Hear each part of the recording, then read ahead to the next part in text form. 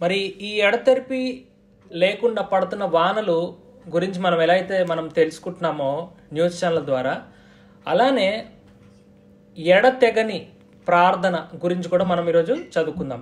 ఈ ఆదికాలపు సంఘము ఎడతెగక యుండిరి అని అంటే దాన్ని బట్టి మనకు తెలుస్తున్న విషయం ఏంటనంటే వాళ్ళు కన్సిస్టెంట్గా వాళ్ళు ప్రార్థనలో ఉన్నారు.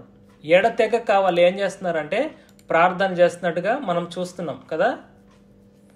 దేవుడు కొన్నిసార్లు మనల్ని ప్రార్థనలో కన్సిస్టెంట్గా ఉంచడానికి, తర్వాత ఆ యొక్క విశ్వాసంలో ఉంచడానికి, ఆయన యొక్క బలమును కనపరచడానికి మనల్ని కొన్నిసార్లు ఏం చేస్తాడనంటే ఆ ప్రార్థనలో మనల్ని ఉంచే ప్రయత్నం అనేది దేవుడు చేస్తూ ఉంటాడు. అలానే చాలామంది జీవితాల్లో కూడా మనము చదువుతూ ఉంటాం కదా. ఆదికాలపు సంఘమేమో ఎడతెగక ప్రార్థన చేస్తున్నారని మనం తెలుసుకుంటున్నాం. అలానే ఫిలిప్పీలకు రాసిన పత్రిక 4వ అధ్యాయం 6వ వచనంలో కూడా ఒక మాట ఉంది. నేను అది మీకు డైరెక్ట్గా చెప్పే ప్రయత్నం చేస్తా. దేనిని గూర్చియు చింతపడకుడి కానీ ప్రతి విషయంలోనూ ప్రార్థన విజ్ఞాపముల చేత కృతజ్ఞతాపూర్వకముగా మీ విన్నపములు ఎవరికి తెలియజేయడి? దేవునికి తెలియజేయడి. ఏ విషయంలో? కొన్ని విషయంలోనా? ప్రతి విషయంలోనా? ప్రతి విషయంలో ఏం చేయాలంటే మనకున్న ప్రతి చింత, బాధ, చీకు అన్నీ కూడా ఎవరికి పెట్టాలంటే విజ్ఞాపముల చేత కృతజ్ఞతాపూర్వకంగానంటే ఈమెయిల్స్ రాస్తున్నప్పుడు కూడా మేము ఎవరికైనా ఏమైనా ఈమెయిల్ రాసామనుకోండి, ఈమెయిల్ అంటే ఒక వర్తమానము, థ్యాంక్స్ ఇన్ అడ్వాన్స్ అని పెడతాం. థ్యాంక్ఫుల్, థ్యాంక్ యూ అని అంటే ఎప్పుడైనా మీ పిల్లలకు కూడా ఇది నేర్పండి. చాలా మంచి అలవాటు. ఎవరినైనా ఏదైనా సహాయం అడిగినప్పుడు వాళ్ళు స్పందించక ముందు ఏం చెప్పాలి? అది థ్యాంక్ యూ చెప్పాలి. ఎంతమంది చెప్తారు థ్యాంక్ యూ? ఎవరైనా చెప్తారు ఇక్కడ కూర్చున్న వాళ్ళు? వెరీ గుడ్, దేవునికి స్తోత్రం కలుగును గాక. థ్యాంక్ యూ చెప్పాలి. అయ్యా నిండు వందనాలు. తప్పు జరిగిందా మీ వల్ల? తప్పు జరిగితే ఏం చెప్పాలి? సారీ చెప్పడానికి, థ్యాంక్ యూ చెప్పడానికి కొంతమంది జంకుతారు. తప్పు. క్రైస్తవ రీతిలో ఆ రకంగా తప్పు అని చెప్పగలను. ఇక్కడ చూడండి, కృతజ్ఞతాపూర్వకముగా మీ విన్నపములన్నీ కూడా ఎవరికి తెలియజేయాలి? దేవునికి తెలియజేయాలి. దేవునికి స్తోత్రం చెప్తాం ఒకసారి. ఉదయం లేవగానే టిఫిన్ గురించి, మధ్యాహ్నం లంచ్ గురించి, సాయంత్రం డిన్నర్ గురించి, మధ్యలో వేసుకునే బట్ట గురించి, ఇంట్లో సామాన్ల గురించి, డబ్బుల గురించి, మెడిసిన్స్ గురించి, గొడవల గురించి, పిల్లల గురించి, స్కూళ్ళ గురించి, ఎగ్జామ్స్ గురించి, ఇలా సమస్తం ఇంట్లో పిల్లల పరీక్షలు కానివ్వండి, రాకపోకల గురించి కానీ, భర్త ఆరోగ్యం గురించి కానీ, భార్య ఆరోగ్యం గురించి కానీ, అప్పుల బాధల గురించి కానీ, రక్షణ గురించి కానీ, ఇలా ఎన్ని చెప్పుకున్నా అన్ని విషయంలో మనం చేయాల్సింది ఏంటంటే కృతజ్ఞతాపూర్వకముగా మన విన్నపములన్నీ ఎవరికి తెలియజేయాలి చెప్పండి? దేవునికి తెలియజేయాలి. ఇక్కడ మీకు ఒక చిన్న ఇమేజ్ చూపించే ప్రయత్నం చేస్తాను.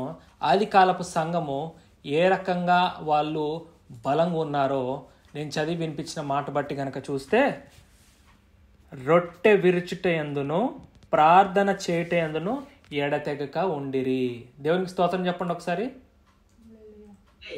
వాళ్ళొక ఏకాత్మతో, మీరందరూ ఫోటో చూస్తున్నారు కదండి, ఇమేజ్ చూస్తున్నారు కదా, వారందరూ ఏకాత్మతో ఎప్పుడైతే ఉండడం అనేది మొదలు పెట్టారో వారికి జరిగింది ఏంటో తెలుసా? పరిశుద్ధాత్మ శక్తి, పరిశుద్ధాత్మ అగ్ని వారి మీదకి కమ్ముకున్నట్టుగా మనం చూస్తున్నాం. దేవునికి స్తోత్రం చెప్పండి ఒకసారి. హల్లెలూయా. ఈరోజు మీకు ఆ శక్తి కావాలా? ఎంతమందికి కావాలి? మీ చేతులు చూపించండి దేవునికి. ఈ యొక్క టాబ్లెట్, ఈ యొక్క సిరప్ పనికిరాదు. ఎందుకనంటే దేవుని శక్తి గనక ఒక్కసారికి మిమ్మల్ని తగిలింది అనుకోండి, అవన్నీ కూడా వ్యర్థము, అవన్నీ చెత్తబుట్లో పడేయచ్చు. మనకున్న ప్రతి అనారోగ్యము, మనకున్న ప్రతి బలహీనత, మనము దేవునితో నిత్యము గనక ప్రార్థనతో గనక ఉంటే, ఎడతెగక గనక ఉంటే, విసుక చెందుక గనక ఉంటే, మనము ప్రతి విషయంలో ప్రార్థన చేస్తూ గనక ఉంటే దేవుడు మన విన్నపములన్నింటినీ కూడా ఏం చేస్తాడనంటే విని దానికి తగ్గట్టుగా మన జీవితాల్లో కార్యము చేయనుగాక. దేవునికి స్తోత్రం. ఏమండి ప్రార్థన గురించి ఇన్నిసార్లు మీరు మాట్లాడుతున్నారు, ఏంటి దీంట్లో విశిష్టత అని అంటే నేను చెప్తాను, ప్రార్థన అనేది ఊపిరి. ప్రార్థన అనేది ఏంటి చెప్పండి?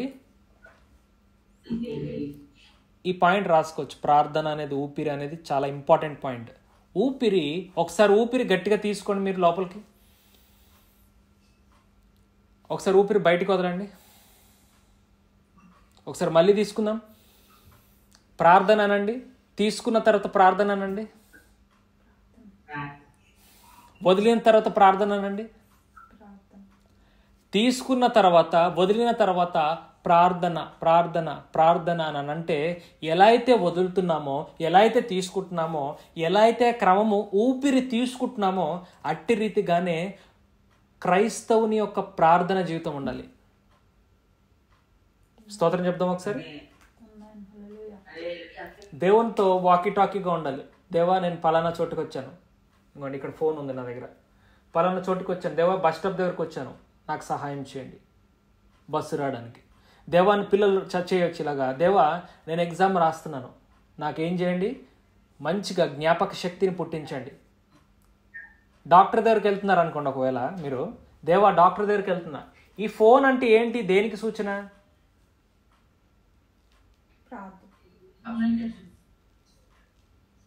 చెప్పాలి. ఈ ఫోన్ దేనికి సూచన అంటే దేవునితో మాట్లాడుట. నేను ఇలా సాదృశ్యంగా పెట్టా, మామూలుగా మన స్నేహితులతో కానీ మన బంధువులతో కానీ మనం ఏం చేస్తామంటే ఫోన్ కాల్ మాట్లాడుతున్నట్టు దేవుడితో కూడా వాకీ టాకీగా కనుక మనం మాట్లాడుతుంటే, దేవుడు మీ మాటలు వింటున్నాడన్న నమ్మకం కనుక మీకు కలిగితే, మీరు పెద్ద కనెక్షన్ పెట్టాల్సిన అవసరం లేదు. ఇందాకటి వరకు నేను చూస్తున్నాను పాస్టర్ గారు మరి ల్యాండింగ్ అవుతారా లేదా అని చెప్పి నేను చూస్తున్నప్పుడు, ల్యాండింగ్ అయిన తర్వాత ఫోన్ కాల్ చేసిన తర్వాత ఎయిర్టెల్ పని చేస్తుంది. ఇక్కడ మేము ఎతిసలాత్ అనే సిమ్ మేము వాడతాం. ఇక్కడ ఎతిసలాత్ సిమ్ అక్కడికి ఇప్పుడు ఆ నెంబర్కి కనుక ఫోన్ చేస్తే, దుబాయ్ సిమ్ హైదరాబాద్కి వచ్చిన తర్వాత ఫోన్ చేస్తే కలుస్తుందండి. కానీ ఇండియాలో భారతదేశానికి సంబంధించిన సిమ్మే కలుస్తుంది ఫోన్ చేస్తే. ఎలా అయితే ఆ నెట్వర్క్స్ కలిసినప్పుడు పనిచేస్తున్నాయో అట్టి రీతిగానే మనము కూడా దేవునికి జతగా నడిచినప్పుడు మనం చేసే ప్రతి ప్రార్థన ఆలకించే దేవుడుగా ఉన్నాడు. ఆమెన్ చెప్పండి ఒకసారి. ఇప్పుడు మనకు ప్రశ్న ఏంటనంటే, మీరు ఆ కనెక్టివిటీతో ఉంటున్నారా? ప్రతిరోజు దేవునితో ప్రతిరోజు ఆ కనెక్టివిటీలో ఉంటున్నారా? యేసుక్రీస్తు వారి యొక్క ప్రార్థన జీవితం కనుక చూస్తే మనం ఎప్పుడు ప్రతిరోజు రెవరెంట్ సబ్మిషన్, ఎండ్లెస్ ప్రేయర్స్, తండ్రికి ప్రార్థనలు, యాచనలు సమర్పించుకున్నాడు, భయభక్తులు సమర్పించుకున్నాడు. ఆయన మీద ప్రత్యేకమైన అభిషేకపు ఆత్మ ఉంది. అయినప్పటికీ ఆయన నిర్లక్ష్యం చేయలేదు ప్రార్థన. ఎందుకంటే నిత్యము ఆయన నమ్మడు ఏంటనంటే, నా యొద్దకు వచ్చు వాని దగ్గరికి నా దగ్గర నుంచి ఫలము కలుగుతుందని ఆయన నమ్మాడు. దేవునికి స్తోత్రం కలుగును గాక. తనకు తెలుసు తన జీవితంలో ముందు ఏముందో, శత్రువుల చేతికి అప్పగింపబడతాడని, కొరడా దెబ్బల గురించి తెలుసు, ఉమ్మివేయబడతాడని తెలుసు, ఒంటి మీద బట్టలు ఉండవని తెలుసు, అవమానపరచబడతాడని తెలుసు. ఇన్ని జరిగినా కూడా తన యొక్క మరణం ఉంది ముందు అని అన్నప్పుడు ఒకసారి ఆలోచన చేయండి. హిజ్కియాకు మరణకరమైన రోగం వచ్చినప్పుడు నవ్వేడా ఏడ్చాడా చెప్పండి? డాక్టర్లు ఒకవేళ భయంకరమైన వ్యాధి నీకు సోకింది అని గనక చెప్తే, ఇంకొన్ని సంవత్సరాలే భూమి మీద ఉంటావు అని గనక తెలిస్తే, ఆ యొక్క హృదయము ఒకటేసారి పగిలిపోయి ఏడుపు అనేది స్టార్ట్ అవుతుంది. కానీ ఒకటి ఆలోచన చేయండి, యేసుక్రీస్తు వారి యొక్క జీవితం ఎలాంటిదో తెలుసా? మరణం అనేది ముందు ఉన్నా కూడా ఆయన విశ్వాసంతో పరిచర్య చేశాడు. స్తోత్రం చెప్తామా? ఆయన యొక్క జీవితం మనకి ఆదర్శం అంటారా కదా? మరణం ముందు పెట్టుకొని కదా, 33.5 సంవత్సరాలు ఆయన యొక్క సేవ, 3.5 సంవత్సరాలు ఆయన యొక్క పరిచర్య. ఆ సమయంలో ఆయన 30 ఏండ్లు చాలా పవిత్రంగా జీవించి, పరిశుద్ధంగా జీవించి, ప్రతి శోధనని తప్పించుకొని ఎదుర్కొని ఆయన చేసింది ఏంటనంటే, దేవునికి సమర్పించుకుంటూ ప్రార్థనలతో పరిశుద్ధమైన జీవితాన్ని జీవించి పరిచర్య చేసి ఆ తర్వాత సిలువ మరణాన్ని పొందాడు ఆయన. అందుకే చాలా చోట్ల రాయబడి ఉంటుంది బైబిల్లో, దేవుడు తన యొక్క మరణాన్ని గురించి, పునరుద్ధానం గురించి తన యొక్క శిష్యులతో మాట్లాడినట్టుగా ఉంటుంది. అవునా? శిష్యులు గ్రహించలేదు అని కూడా కొన్ని మాటలు మనం చదువుతాం వాక్య గ్రంథంలో. అయినప్పటికీ ఈ మాటలు నేను దేని గురించి నేను మాట్లాడుతున్నాను అంటే, దేవునితో గనక ఎప్పుడైతే మనము అనునిత్యమో ఆయనతో ఒక సబ్మిషన్గా గనక ఉంటామో, అట్రీతిగానే దేవుడు ఏం చేస్తాడనంటే మనకి ప్రతి విషయంలో కూడా తన యొక్క శక్తిని నింపి, బలాన్ని నింపి నడిపించేవాడిగా దేవుడు ఉంటాడు. అయితే ఒకసారి మనము కొన్ని విషయాలు మరొకసారి చదువుకుందాం. ఆ ఎడతెగని ప్రార్థన అంటే ఎలాంటిదో అనేది ఒకసారి లూకా సువార్త 18వ అధ్యాయం దగ్గరికి వద్దాం. మనము కొన్ని తీయాలి ఈరోజు, కొన్ని వచనాలు మీతో తీపిస్తాను నేను ఈరోజు. మీరు ఓపికగా నేర్చుకోవాలని నేను మీకు మరొకసారి నేను తెలియపరుస్తున్నాను. లూకా సువార్త 18వ అధ్యాయము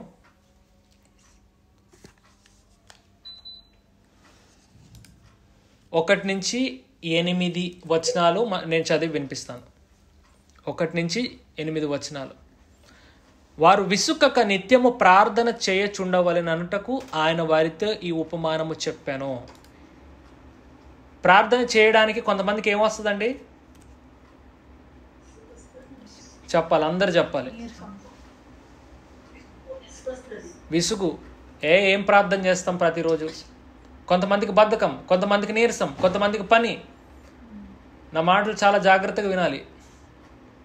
కొంతమందికి బద్ధకం, కొంతమందికి నీరసం, కొంతమందికి ఫోన్ కాల్, కొంతమందికి అంట్లు అప్పుడే గుర్తొస్తాయి, బట్టలు అప్పుడే గుర్తొస్తాయి, ఇంట్లో పనులు గుర్తొస్తాయి, అవి కడగడానికి గుర్తొస్తాయి. అప్పుడే ఫ్రెండ్ వస్తాడు సాతాన్ లాగా, అప్పుడే సాతాను సంబంధించిన వ్యక్తులు మీ ఇంటికి వస్తారు, లేకపోతే అప్పుడే పని, అప్పుడే. కానీ దేవుడు మాట్లాడుతున్నాడు ఏంటనంటే, అవి మీరు గ్రహించుకోవాలి. ప్రార్థనకు మీరు కూర్చున్నప్పుడు ఎక్కడైనా మీకు పని వచ్చిందనంటే ఆ పని దేవుడి దగ్గర నుంచి వచ్చింది కాదు, కానీ ఇహలోక సంబంధమైన శక్తులు యొక్క కూడడం వల్ల, వాటి యొక్క కలయిక ద్వారా జరిగినదే ఆ కార్యం. మీ ముందుకు ఒక ప్రార్థన అనగానే మీకు వెంటనే ఒక పని వస్తుందని అంటే అది దేవుని చిత్తము కాదు. అది మీరు తెలివిగా తప్పించుకొనటమే దేవుని యొక్క చిత్తం. నమ్మిన వారు ఆమె చెప్దాం ఒకసారి. అయితే దేవుడు ప్రార్థన యొక్క ఇంపార్టెన్స్ గురించి చెప్తూ ఒక ఉపమానం చెప్పాడంట. అంటే దేవుడు మరి తనకి ప్రార్థన చేసే వారి గురించి ఎన్నో సందర్భాల్లో దేవుడు చేశాడు, కానీ ఉపమానాలు చెప్పాడు. కానీ ఇది చాలా ప్రాముఖ్యమైన ఉపమానం. మీరు చూడొచ్చు, ఇక్కడ ఒక స్త్రీ ప్రార్థన చేస్తున్నట్టుగా మనం చూస్తున్నాం. ఎవరికి అన్నట్టు ఒక న్యాయాధిపతికి. 2వ వచనం నుంచి చదువుకుందాం. దేవునికి భయపడకయు మనుషులను లక్ష్యపెట్టకయు నుండు ఒక న్యాయాధిపతి ఒక పట్టణములో ఉండెను. ఆ పట్టణములో ఒక విధవరాలు ఉండెను. ఆమె అతని యొద్దకు తరచుగా వచ్చి, ప్రతివాదికి నాకును న్యాయము తీర్చుమని అడుగుచూ వచ్చాను, గాని అతడు కొంతకాలము ఒప్పకపోయాను. తరువాత అతడు, నేను దేవునికి భయపడకయు మనుషులను లక్ష్యపెట్టకయు ఉండినను, ఈ విధవరాలు నన్ను తొందర పెట్టుచున్నది గనుక ఆమె మాటికి వచ్చి గోజాడకుండ్లంట్లు ఈమెకు న్యాయము తీరుతునని తనలో తాను అనుకొనెను. ఇక్కడ చాలా ఇంపార్టెంట్ పాయింట్. ఈ పాయింట్ చదవండి ఒకసారి.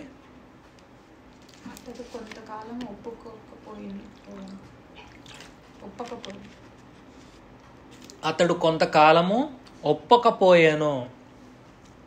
దేవుడు నీ జీవితంలో కూడా కొన్ని కార్యాలు ఒప్పుకోకపోవడానికి కారణం ఏంటో తెలుసా? దేవుడు కొన్నిసార్లు పరీక్షిస్తాడు. చెప్పండి, దేవుడు కొన్నిసార్లు మిమ్మల్ని విశ్వాసంలో వృద్ధి చేయటానికి, పరిశుద్ధతలో వృద్ధి చేయటానికి, ఆయన యొక్క వాక్యానుసారంగా నడవటానికి ఒక ముళ్ళు కొన్నిసార్లు దేవుడు విడిచిపెడతాడు. ఆ ముళ్ళు కన్సిస్టెంట్గా నొక్కుతూనే ఉంటుంది. ఎప్పుడు ప్రార్థన మరచినా ఆ ముళ్ళు నొక్కుతుంది. ఎప్పుడు ఆ త్రోవ తప్పినా ఆ ముళ్ళుకి శక్తి వస్తుంది. అలానే తన జీవితంలో కూడా ఆ అన్యాయస్తుడైన న్యాయాధిపతి ఉన్నప్పుడు మొత్తానికి ఎడతెగని ప్రార్థన అని అంటే, ఈ విధవరాలు నన్ను తొందర పెట్టుచున్నది గనుక ఆమె మాటి మాటికి వచ్చి గోజాడకున్నట్లు ఆమెకు న్యాయము తీరుతునని తనలో తాను అనుకొనెను. మరియు ప్రభు ఇట్లనెను, అన్యాయస్తుడైన న్యాయాధిపతి చెప్పిన మాట వినుడి. దేవుడు తాను ఏర్పరచుకొనిన వారు దివారాత్రులు తన గురించి మొర్రపెట్టుచుండగా వారికి న్యాయము తీర్చడా. 7వ పాయింట్ మీరు అండర్లైన్ చేసుకోండి ఒకసారి. 7th వర్స్ చాలా ఇంపార్టెంట్ వర్స్. దేవుడు తాను ఏర్పరచుకొనిన వారు దివారాత్రములు తన గురించి మొర్రపెట్టుకొని చుండగా వారికి న్యాయము తీర్చడా. అన్యాయస్తుడంట ఆ న్యాయాధిపతి, కానీ దేవుడు న్యాయాధిపతి. మీరు నిజముగా, న్యాయముగా, నీతిగా, యథార్థంగా నడుస్తూ దివారాత్రములు గనక తనకి మొర్రపెట్టుకుంటే దేవుడు ఖచ్చితంగా మీకు న్యాయం తీర్చే దేవుడుగా ఉన్నాడు. ఇప్పుడు మీకు కావాల్సింది ఏంటో చెప్పండి.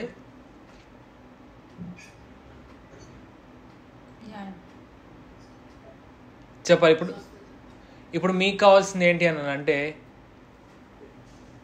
ఓడిపోయిన, పడిపోయిన, విసుగుపోయిన వదలక దేవుని మనం ఏం చేయాలి? దేవునికి స్తోత్రం చెప్దాం ఒకసారి. హల్లెలూయా. ప్రార్థన చేస్తున్నారా? అనేక చోట్ల సులువుగా పెట్టే చిక్కుల్లో మనం పడిపోతూ ఉంటాం కదా. సీరియల్ ప్లే అవుతూ ఉంటే సీరియల్ చూస్తారు కొంతమంది, సినిమా ప్లే అవుతూ ఉంటే సినిమా చూస్తారు కొంతమంది, పాత హీరో, ఫేవరెట్ హీరోయిన్, లేకపోతే పాత వ్యక్తి, పాత పూర్వపు friend, school friend, inter friend నాకు కాల్ చేసాడనో, నాకు తెలిసిన మనిషి అనో మనం ఫోన్ చేస్తున్నట్టున్నామేమో, మనం మెసేజ్ చేస్తున్నట్టున్నామేమో, మన హృదయంలో మనకు తెలుసు అది పాపం అని, కానీ దాన్ని విడిచిపెట్టకుండా ఉన్నామేమో. కానీ ఈరోజు దేవుడు అంటున్నాడు ఏంటనంటే, బహుశా ఎన్నోసార్లు మీరు పడిపోయి ఉండొచ్చేమో, కానీ దేవుడు మాట్లాడుతుంది ఏంటనంటే, మనము దేవుడిని మాత్రం విడిచిపెట్టకూడదు. ఆయనతో మనకు కలిగి ఉన్న ఆ యొక్క ప్రార్థన సంబంధాన్ని ఎప్పుడు కూడా విడిచిపెట్టకూడదు. దేవునికి స్తోత్రం కలుగును కాక. హల్లెలూయా. మరి మీ జీవితాల్లో పరిశుద్ధతలోకి రావడానికి, పవిత్రంగా ఉండటానికి మీరు ఎంతో కష్టపడతా ఉన్నట్టున్నారు. మీరు ఎంత కష్టపడి ముందుకెళ్దామన్నా, ఎంత సంతోషం కలిగి ఉందామనుకున్నా కూడా మీ జీవితాల్లో సంతోషం లేదేమో. కొంతకాలము మనకి శ్రమలు ఉంటాయి భూమి మీద, ఎప్పుడూ ఉండవు. నేను విశ్వాసంతో చెప్తున్నాను ఏంటంటే, మీకు మంచి దినాలు రాబోతున్నాయి. హల్లెలూయా. శ్రమపడిన వారికి, శ్రమపడిన పిమ్మట దేవుడు తానే మిమ్మల్ని పూర్ణంగా చేసి స్థిరపరిచి బలపరచునని వాక్యంలో ఉంది. దేవునికి స్తోత్రం. ఈరోజు ఈ వాగ్దానం పట్టుకొని మీరు ప్రార్థన చేస్తారా? దేవా, ఇటు గొప్ప వాగ్దానం నాకు ఇచ్చారు, అది ఫలింపజేయండి నా జీవితంలోని. విశ్వాసం కలిగి ప్రార్థన చేస్తారా? దేవునికి ఎడతెగక ప్రార్థన చేస్తారా? అలా ప్రార్థన చేస్తూనే గనక నడుస్తూ ఉంటే మీరు నడిచే ఆ యొక్క త్రోవ అంతా కూడా పచ్చని త్రోవగా మారిపోద్ది. దేవునికి స్తోత్రం. ఆ త్రోవలో మీకు మొల్ల పొదలు, గచ్చ పొదలు, రాళ్ళు, రప్పలు, కాళ్ళకి గుచ్చుకునే వస్తువులు కనబడవు. అందుకే కదా భక్తుడు పాట పాడతాడు, నీతో నడిచే ప్రతి క్షణము ఆనంద బాష్పాలు ఆగవయ. ఆనంద బాష్పాలు అని అంటే కన్నీళ్ళు బాధలో వస్తాయి, కానీ కొన్ని కన్నీళ్ళు సంతోషంలో వస్తాయి. దేవునికి స్తోత్రం చెప్పండి ఒకసారి. మీకున్న దుఃఖము ఆనంద బాష్పముగా మార్చబడును గాక. బాగా దుఃఖము, వేదన వేదన వేదన, ఎక్కడ మంచి అనేది లేదు. దానివల్ల కళ్ళ నిండా నీళ్లు, కానీ దేవుడు దాన్ని సంతోష దుఃఖముగా, సంతోష వస్త్రముగా మార్చగలడు. మనం ఏం చేయాలనంటే కనిపెట్టాలి. విడిచిపెట్టారా మధ్యలో కట్ అయిపోద్ది. కానీ దేవుడు మనల్ని విడిచిపెట్టే దేవుడు కాదు. ఇప్పటికీ ఎప్పటికీ విడిచిపెట్టే దేవుడు కాదని మనం విశ్వసించాలి. దేవునికి స్తోత్రం కలుగును గాక. పౌలు కూడా ప్రతి చోట, పౌలు గారు అపోస్తలుడైన పౌలు కూడా ప్రతిసారి తన యొక్క వాక్యంలో ఎడతెగక ప్రార్థన చేయడని మనం జ్ఞాపకం చేస్తున్నట్టుగా మనం చూస్తున్నాం. మొదటి మాట నేను మాట్లాడింది దేని గురించి అంటే, ఫస్ట్ అపోస్తులు ఆది సంఘపు అపోస్తులు బోధయందు, సహవాసమందు, రొట్టె విరుచుటయందు, ప్రార్థన చేయటందు ఎడతెగక ఉన్నారని మనం చదువుకున్నాం. అలానే ప్రతి విషయంలో కూడా చింతపడొద్దు, కానీ ప్రార్థన విజ్ఞాపములతో కృతజ్ఞతాపూర్వకముగా మీ విన్నపములన్నీ కూడా దేవునికి తెలియజేయడం అనేది దేవుడు మాట్లాడినట్టు చదువుతున్నాం. తర్వాత ఇంకొక విషయం దాని గురించి నేర్చుకున్నది ఏంటనంటే, అన్యాయస్తుడైన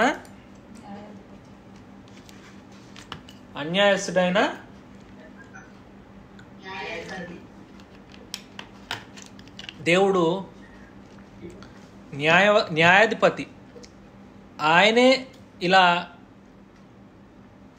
ఇటు రీతిగా వాక్యం వింటూ ప్రార్థన చేస్తూ ఎడతెగక భక్తిలో ఉంటున్న మనకి దివారాత్రములు మొర్రపెట్టేవారు కంట. ఎంతమంది ఇక్కడ దివారాత్రములు మొర్రపెట్టేవారు ఉన్నారు? మీ చేతులు చూపించండి ఒకసారి.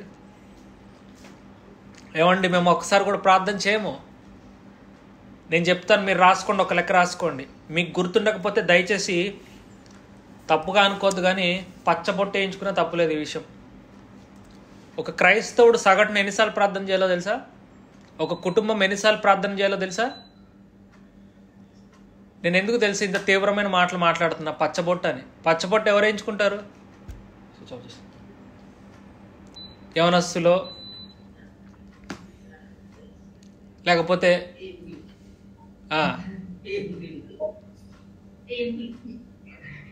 ఎవరండి?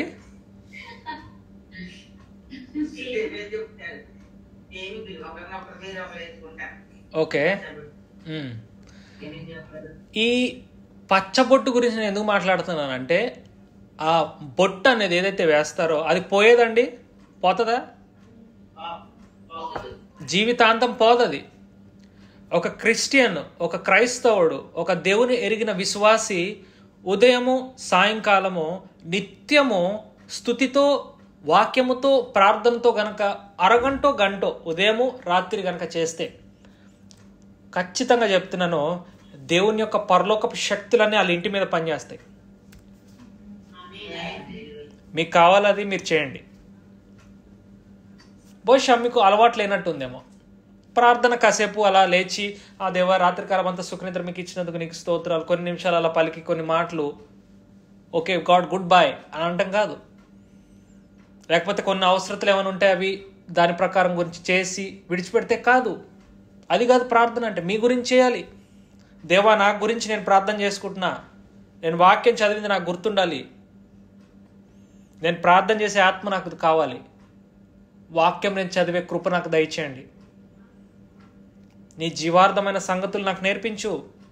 పరలోకపు జీవం మామూలు విషయం కాదు, మామూలు విషయం కాదు. ఈ రాత్రి పరలోకపు ఆ యొక్క బోర ధ్వని కనుక వినబడితే ఎలా ఉంటుంది చెప్పండి? దేవుడు అందరి ఏళ్ల మారు మనసు పొందుతారని చెప్పి ఆలస్యం చేస్తున్నట్టుగా మనం వాక్యంలో చూస్తున్నాం. ఈ లిస్టులో బహుశా మీరున్నారని నేనున్నాను. ఒకసారి జ్ఞాపకం చేసుకుందాం. ఈ రాత్రి దేవుడి యొక్క బోర ధ్వని కనుక వినబడితే, మధ్యరాత్రి వేళ 1:30 ఫుల్ నిద్రలో ఉంటారు కదా, 2:30 గంటలకి ఫుల్ నిద్ర. దొంగ ఎప్పుడు వస్తాడో తెలియదు. దొంగలాగా దేవుడు వస్తానని తన గురించి తాను అభివర్ణించుకుంటున్నట్లుగా మనం చదువుతున్నాం. మన ఇంటి వారు రక్షించబడ్డారా? లేదు. వారందరి రక్షణ గురించి మనం ప్రార్థన చేస్తున్నామా అనేది మనం ఆలోచించుకోవాలి.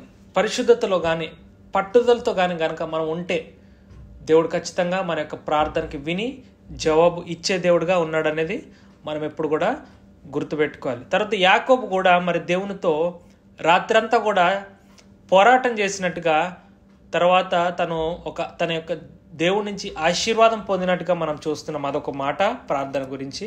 తర్వాత ఇంకొక చిన్న ఎగ్జాంపుల్ కనుక మనం తీసుకొని చదువుకుంటే, ఆ ప్రార్థన ఒక జీవితానికి ఎంత ప్రతిఫలం తెచ్చిందో 1 సమూయేలు 1వ అధ్యాయం గురించి మనం చదువుకుందాం. 1 సమూయేలు గ్రంథము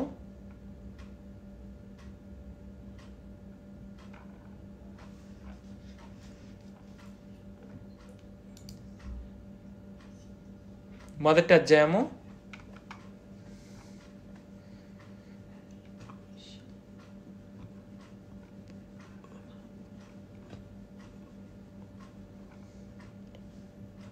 8వ వచనం గురించి కనుక చదివితే,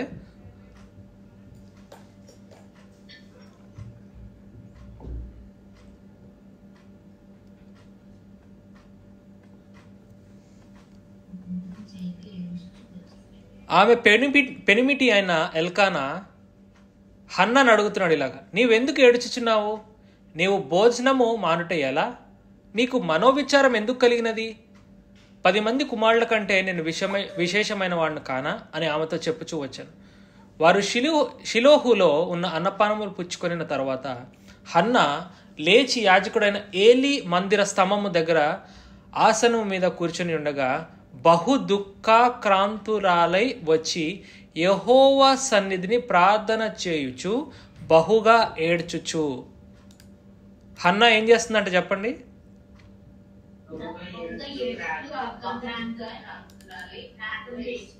ఓకే, కొంతమంది ఇప్పుడు బహుగా ప్రార్థన, బహుగా దుఃఖము అన్న విషయాలు బహుశా మీకు తప్పుగా ప్రొజెక్ట్ అవ్వకూడదు. ఎలాగో తెలుసా?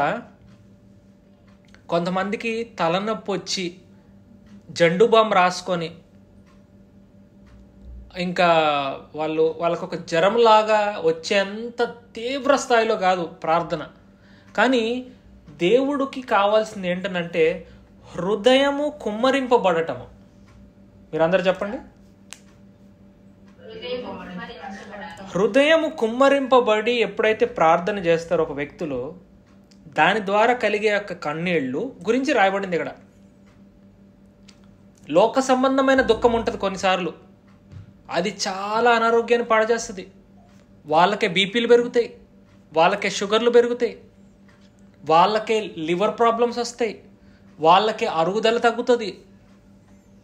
లోక సంబంధమైనవి ఎక్కువ కనుక ఆలోచిస్తూ ఉంటే అరుగడానికి కూడా మనశ్శాంతి కావాలి. తెలుసా? ఎప్పుడైనా మీరు గమనించారండి? అరుగుదల గురించి తెలుసా మీకు? అరుగుదల, తిన్నది అరగాలని అంటే మనసు ఎలా ఉండాలి చెప్పండి? మంచిగా ఉండాలి. దేవునికి స్తోత్రం కలుగును గాక. అటువంటి గొప్ప సంతోషకరమైన మనస్సు దేవుడు మనకిచ్చును గాక. అయితే ఈవిడ దగ్గరికి ఒకసారి మనం వెళ్దాం, తను చేసిన ప్రార్థన ఎలా ఉందో. 11 సైన్యములకు అధిపతికి యెహోవా, ఇంకోండి తను ఎలా ప్రార్థన చేస్తుందో మీకు ఒక చిన్న ఇమేజ్లో చూపించే ప్రయత్నం చేస్తా. ఈ మాట నేను చదువుతాను, బాగా గుర్తుపెట్టుకోండి. ఆ ఫోటోను తన యొక్క ప్రార్థన. బహు దుఃఖాక్రాంతురాలై వచ్చి యెహోవా సన్నిధిని ప్రార్థన చేయుచు బహుగా ఏడ్చుచు. తనని కనుక చూస్తే నిజంగా బాధ కలిగే పరిస్థితి కదా. ఎందుకు అని అంటే తనకెవరు లేరు, సంతానం లేదు. బహుశా మీ ఇంట్లో సంతానం అనే ఒక పరిస్థితి, సంతానం లేనిపోని పరిస్థితి అనేది ఉందేమో. డబ్బు లేదేమో, అది మీ ఇంట్లో సంతానం అనుకుంటా. మీ ఇంట్లో శాంతి లేదేమో, అదే సంతానం అనుకుంటా. మీ ఇంట్లో ఆరోగ్యం లేదు, అదే మీ ఇంట్లో సంతానం లేకుండా ఉందేమో. మీ ఇంట్లో బిడ్డలకి రక్షణ లేదేమో, అదే మీ ఇంట్లో సంతానం లేకుండా ఉందేమో. దాని గురించి కనిపెడుతూ ప్రార్థన చేసినప్పుడు ఏం జరిగిందో మనం ఒకసారి 11వ వచనం చదువుకుందాం. సైన్యములకు అధిపతియగు యెహోవా నీ సేవకురాలైన నాకు కలిగిన శ్రమను చూచి నీ సేవకురాలైన నన్ను మరొక జ్ఞాపకము చేసుకొని నీ సేవకురాలైన నాకు మగపిల్లను దయచేసిన ఎడల అతని తల మీదకి క్షౌరపు కత్తి ఎన్నటికి రానియక వాడు బ్రతుకు దినములన్నిటను నేను వానిని యెహోవా నీకు అప్పగింతునని మొక్కుబడి చేసుకొనేను. ఎవరికి సమర్పిస్తానని మొక్కుబడి చేసుకుంది? అయ్యా, నా పిల్లలు నాకు మగపిల్లాడు కనుక పుడితే నేను నీకు సమర్పిస్తున్నా. వాడి జీవితం అంతా మీకే, వాడి రక్తం, వాడి చెమట, వాడి సమయం మీకే. మీ పిల్లల గురించి మీరు అలాంటి డెసిషన్ తీసుకుంటున్నారు ఈ రాత్రికాలం. అదెంతో గొప్ప ధన్యత. వారి యొక్క జీవితాలకు క్షేమంగా ఉంటాయి, వారి యొక్క జీవితాల్లో సుఖం ఉంటుంది. ఈరోజు చూడండి, లోకము వాక్యము లేక, వాక్యపు జ్ఞానము లేక వారు చేస్తుంది ఏంటనంటే ఇష్టానుసారమైన రీతిలో వారు నడుచుకుంటూ పాపము చేస్తూ పట్టబడుతున్నారు. ఎవరి పాపం వారిని పట్టబడుతుంది. వారికి పశ్చాత్తాపం అనేది లేదు, వాళ్ళకి మారు మనసు అనేది లేదు. కానీ మన యొక్క ప్రార్థనలు వారిని కాపాడాలి. ఏలైనగా హన్న తన మనసులో చెప్పుకొని చుండెను, ఆమె పెదవులు మాత్రం కదులుచుండి ఆమె స్వరము వినబడక ఉండను గనుక ఏలి ఆమె మత్తురాలై ఉన్నదనుకొని, ఎంతవరకు నీవు మత్తురాలవై ఉందువు, నీ ద్రాక్షరసం నీ యొద్ద నుండి తీసివేయమని చెప్పగా, అప్పటికి తను వర్ణిస్తుంది అక్కడ సేవకునితో, హన్న అది కాదు నా ఏలినవాడ, నేను మనోదిక్కము గలదాన్నై ఉన్నాను, నేను ద్రాక్షారసం నైనను మద్యం నైనను పానము చేయలేదు, కానీ నా ఆత్మను యెహోవా సన్నిధిని కుమ్మరించుకొని ఉన్నాను. ఇందాక నేను చెప్పిన మాట. దేవునికి స్తోత్రం చెప్పండి ఒకసారి. చెప్పండి. తల పగిలేలా ఏడవాలా, హృదయం కుమ్మరించేలాగా ఏడవాలా? చెప్పండి. కొంతమంది ప్రార్థన చేసి ఏడ్చి ప్రార్థన చేస్తే మేలు కలుగుతాయని కూడా చేస్తారు. అలాంటి ప్రార్థనలు బహుశా వెళ్ళకపోవచ్చు. ఏడుపు కాదు, కన్నీరు కాదు, అది కూడా ముఖ్యమే. కానీ దానికన్నా ముఖ్యమైనది ఏంటనంటే హృదయం నిండా లోతులో నుంచి కొంతమందికి ఆ ప్రేమ, ఆ యొక్క ప్రార్థించే ఆత్మ, పరిశుద్ధత కలుగుతుంది కదా, అది కావాలి దేవునికి. దేవుడు పై రూపాన్ని చూడడు. ముఖం ఎలా ఉంది, ముక్కు ఎలా ఉంది, అందం ఎలా ఉంది, తెలుపా నలుపా, పొడుగా పొట్టా, don't care, I don't care అంటాడు దేవుడు. చూడడు, పట్టించుకోడు. ఆయన దేని ద్వారా కదిలింపబడతాడో తెలుసా? నీతి ద్వారా కదిలింపబడతాడు, న్యాయం ద్వారా కదిలింపబడతాడు. స్టెఫెన్ న్యాయం ద్వారా కదిలింపబడతాడు, పరిశుద్ధత ద్వారా కదిలింపబడతాడు, నీ మాటల ద్వారా కదిలింపబడతాడు, ఆయన నీ ప్రవర్తన ద్వారా కదిలింపబడతాడు.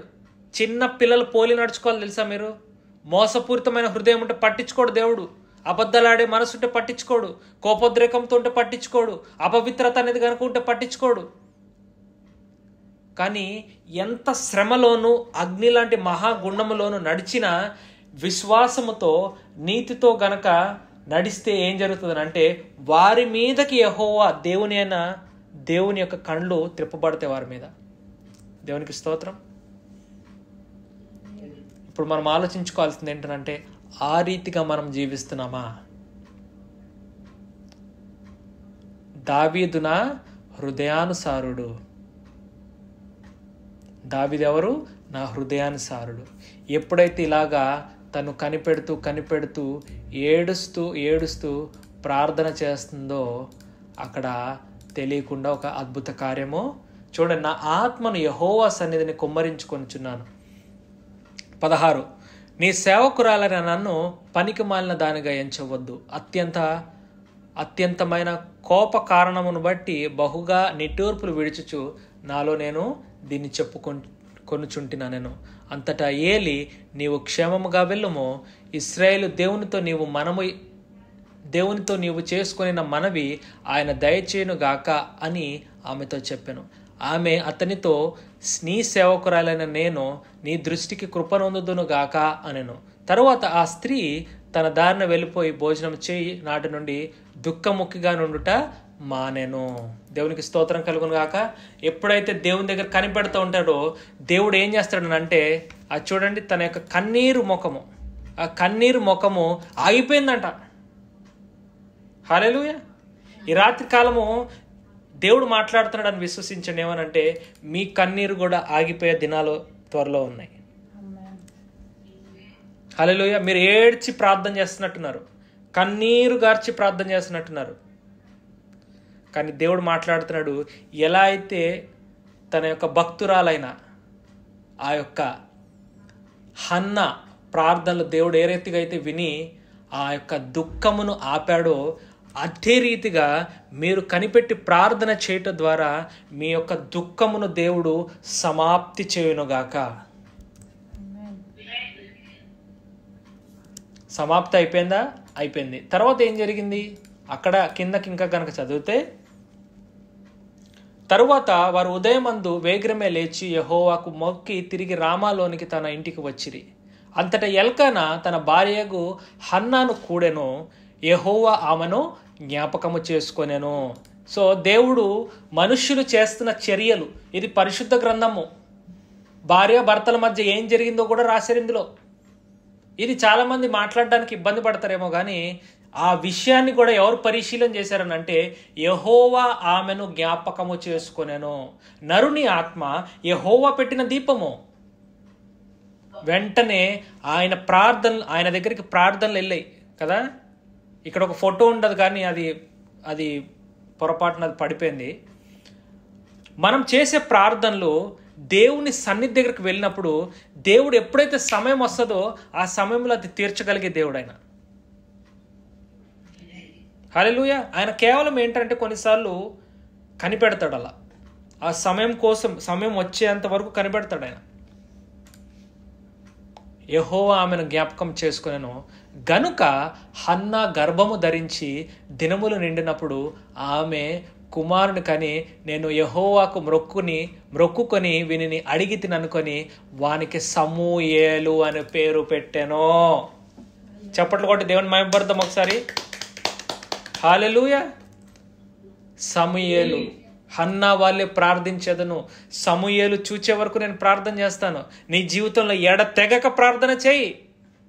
విసిగిపోవద్దు, పడిపోవద్దు, పరిస్థితులు చూసి కృంగిపోవద్దు. బీపీ షుగర్లు ఉన్నా జాగ్రత్త పడాలి.